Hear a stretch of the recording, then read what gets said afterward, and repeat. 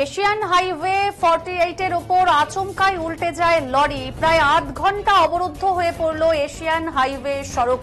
ঘটনাটি ঘটেছে শুক্রবার ময়নাগুড়ির রানীরহাট মোড় সংলগ্ন এলাকায়। জানা গেছে আচমকাই মাঝ রাস্তায় কিন্তু পাল্টি খায় দূরপাল্লার একটি লরি। বিকট শব্দ শুনে ছুটে আসে স্থানীয়রা, যদিও ঘটনায় হতাহতের কিন্তু কোনো খবর পাওয়া যায়নি।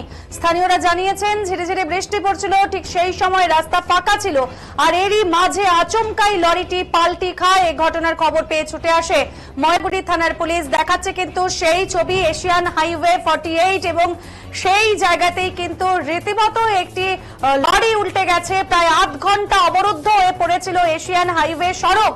ঘটনাটি ঘটেছে শুক্রবার ময়নাগুড়ির রানীরহাট মোড় সংলগ্ন এলাকায়। জানা যায় আচমকাই কিন্তু মাঝ রাস্তায় পাল্টি খেয়ে যায় দূরপাল্লার একটি লরি। দেখছেন সেই ছবি, পাল্টি খাওয়া লরি।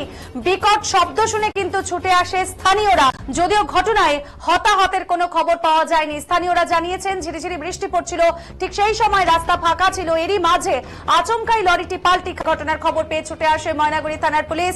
এরপর লরিটিকে মাঝ রাস্তা থেকে সরানোর ব্যবস্থা করে। আর এই ঘটনায় রাস্তা ফাঁকা থাকায় বড় সড় দুর্ঘটনার হাত থেকে কিন্তু রক্ষা পেয়েছে এলাকা। ঘটনায় ব্যাপক চাঞ্চল্য ছড়িয়ে পড়েছে।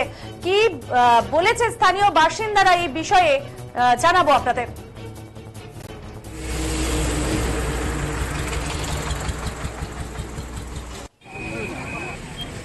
কখন হয়েছে দাদা ঘটনা? কি দেখলেন এসে? মাঝ রাস্তায় পড়ে আছে?